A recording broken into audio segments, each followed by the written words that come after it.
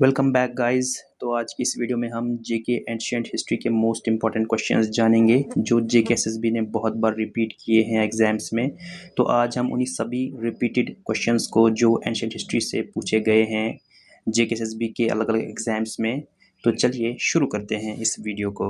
राजतरंगिणी किसने लिखी? तो इसका सही जवाब है कल्हाना। सवाल है कश्मीर की सबसे पुरानी किताब कौन सी है? तो इसका आंसर है नीलमत पुराना। ये कश्मीर के रहन सहन और रिचुअल्स के बारे में है। अगला है राजतरंगिणी किस लैंग्वेज में लिखी गई है? तो इसका आंसर है संस्कृत। बाद में इसका पर्शियन ट्रांसलेशन ज़ैनुल आबिदीन ने करवाया था। अगला सवाल है कल्हाना ने राजतरंगिणी किस वक्त पूरी की? तो इन्होंने राजतरंगिणी किंग जयासिमा के दौर में पूरी की थी। ये किंग जयासिमा जो है ये लाहौरा डायनेस्टी के राजा थे। अगला सवाल है राजतरंगिणी में कितने तरंगाज या चैप्टर्स हैं? इसका आंसर है 8। इसमें कुल 7826 शालूकाज हैं। अगला सवाल है ज़ैना राजतरंगिणी किसने लिखी? तो इसका आंसर है जोना राजा।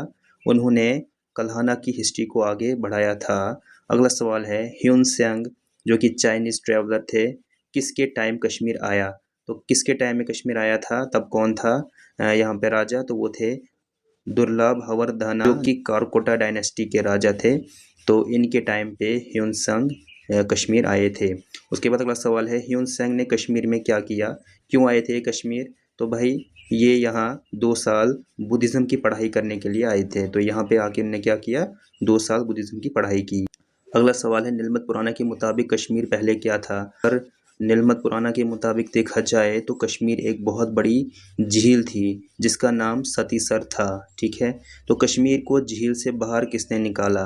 तो इसका आंसर है ऋषि कश्यप। उन्होंने बारामूला के पास से पानी बाहर निकाला था। अगला सवाल है कश्मीर की सबसे पुरानी नियोलिथिक साइट, तो वो है बुरज़ोहम, ये श्रीनगर में है। बुरज़ोहम का मतलब क्या है? इसका मतलब है प्लेस ऑफ बिर्ज। वहाँ बिर्ज के पेड़ बहुत थे। पिट डिवेलिंग का मतलब होता है ज़मीन में घर। तो पिट डिवेलिंग कहाँ मिले? तो पिट डिवेलिंग मिले थे भाई बुरज़ोहम और गुफकराल में। बुरज़ोहम की डिस्कवरी किसने की? इसका आंसर है डी टेरा और पैटरसन ने 1935 में की थी। इंडस वैली सिविलाइजेशन की सबसे नॉर्थर्न साइट कौन सी है? तो वह है मांडा जो कि अखनूर में है। ये चिनाब नदी के किनारे है। गुप्तक्राल का मतलब क्या है? गुप्तक्राल का मतलब है केव ऑफ द पॉटर। ये त्राल पुलवामा में है। हरवन श्रीनगर क्यों फेमस है? क्यों फेमस है? क्योंकि वहाँ एंशियंट बुद्धिस्ट टाइल्स मिली हैं जो 4th सेंचुरी की हैं। एंशियंट कश्मीर में मैन रिलीजन क्या था? एंशियंट कश्मीर में क्या मैन रिलीजन था? तो वो था नागा वर्शिप, सांपों की पूजा करते थे लोग। फिर बुद्धिज़्म था दूसरे नंबर पे और शिविज़्म था। उसके बाद अगला सवाल है पंद्रीथन का पुराना नाम, तो वो था पुराना दिस्थाना। इसे एम्परर अशोका ने बनवाया था। उसके बाद अम्बरंत जो कि अखनूर में है, किसके लिए फेमस है? तो ये बुद्धिस्ट टेराकोटा हेड्स के लिए फेमस है। अगला सवाल है कश्मीर में बुद्धिज़्म किसने शुरू किया? तो इसका आंसर है एम्परर अशोका ने। 4th बुद्धिस्ट काउंसिल कहाँ हुई? तो ये हुई थी कुंदलवाना हरवन श्रीनगर में। 4th बुद्धिस्ट काउंसिल किसने करवाई? तो ये करवाई थी कनिष्का ने जो कि कुशन डायनेस्टी से थे। काउंसिल का प्रेसिडेंट कौन था? तो वो थे वासुमित्रा। अगला सवाल वाइस प्रेसिडेंट कौन था? तो वो था अश्वघोषा। अगला सवाल है बुद्धिज़्म 2 हिस्सों यानी महायाना हिनायाना में कहाँ बटा? तो ये बटा था कश्मीर की काउंसिल में। कश्मीर के वो किंग जो बुद्धिज़्म के खिलाफ थे, तो कौन से किंग थे वो? वही थे माहिरा कुल्ला जो कि होना किंग हैं। अगला सवाल है अशोका ने कश्मीर में कितने विहारास बनवाए? तो उन्होंने माना जाता है उन्होंने 500 विहारास बनाए थे। उसके बाद अगला है बुद्धिस्ट स्कॉलर नाग अर्जुन कहाँ रहते थे? तो ये रहते थे हरवन कश्मीर में। अगला सवाल है एंशिएंट कश्मीर में संस्कृत के साथ कौन सी स्क्रिप्ट चलती थी? तो वो थी श्रद्धा स्क्रिप्ट। अगला सवाल है कारकोटा डायनेस्टी का फाउंडर कौन है? तो वो थे दुर्लभ हवर्धना। अगला सवाल समुद्रगुप्ता ऑफ कश्मीर किसे कहते हैं? तो वो थे ललित आदित्य मुक्तापिला।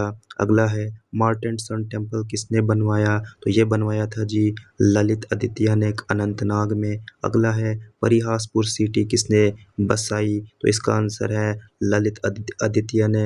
अगला सवाल है उत्पाला डायनेस्टी का फाउंडर कौन है? तो वो थे अवंतीवर्मान। अगला सवाल है अवंतीपुर टेम्पल किसने बनवाए? तो ये बनवाए थे अवंतीवर्मान ने। अगला सवाल है कश्मीर का महान इंजीनियर कौन था? तो वो थे सुइया। इन्होंने झेलम के पानी को कंट्रोल किया था। अगला सवाल सोपुर शहर किसने बसाया? तो ये बसाया था जी सुइया ने। इससे पहले सुइयापुर इसे कहते थे। किसको? सोपुर को। अगला सवाल है क्वीन डिड्डा किस डायनेस्टी की थी? तो क्वीन डिड्डा लाहौरा डायनेस्टी की थी। अगला सवाल है विच क्वीन किसे कहा जाता था? तो क्वीन डिड्डा को। इन्होंने 50 साल राज किया तभी इनको विच क्वीन कहा जाता था। अगला सवाल है लाहौरा डायनेस्टी का फाउंडर कौन है? तो वो थे संग्राम राजा। अगला सवाल है झेलम का एंशिएंट नेम क्या है? तो वो है विटास्टा। चिनाब का एंशिएंट नेम क्या है? तो वो है आसिकनी। रवि का एंशिएंट नेम क्या है? वो है पारुशनी। श्रीनगर किसने बसाया? ये बसाया था प्रवरा सिन्हा II ने। कश्मीर की आखिरी हिंदू रानी कौन है? तो वो है कोटा रानी। महमूद गजनी ने कश्मीर पर अटैक कब किया? तो उन्होंने किया था 1015 AD, लेकिन वो हार गया था। ठीक है, लेकिन वो हार गया था जब उसने अटैक किया था कश्मीर पे। उसके बाद कारकोड़ा डायनेस्टी के बाद कौन सी डायनेस्टी आई? तो वो आई थी उत्पाला डायनेस्टी। उसके बाद अगला लास्ट सवाल है आज का, वो है राजतरंगिणी के मुताबिक अशोका किस भगवान का भक्त था? तो वो था लॉर्ड शिवा का। बुद्धिज़्म अपनाने से पहले वो लॉर्ड शिवा का भक्त था भाई। तो गाइस इसी के साथ हमारे 50 क्वेश्चंस एंशिएंट हिस्ट्री के कंप्लीट हो चुके हैं। ये वो 50 क्वेश्चंस हैं जो मोस्ट इम्पॉर्टेंट हैं, जो JKSSB रिपीट करता रहता है। तो इन 50 क्वेश्चंस को आप अच्छे से पढ़ लीजिएगा और ऐसी वीडियोस के लिए आप इस चैनल को सब्सक्राइब कीजिए, क्योंकि नेक्स्ट वीडियो में अब हम मेडिवल हिस्ट्री के क्वेश्चंस लाने वाले हैं और उसके बाद मॉडर्न हिस्ट्री के भी क्वेश्चंस लाएंगे। तो ऐसी वीडियोज़ के लिए आप इस चैनल को सब्सक्राइब कीजिए और इस वीडियो को अपने दोस्तों के साथ शेयर कीजिए।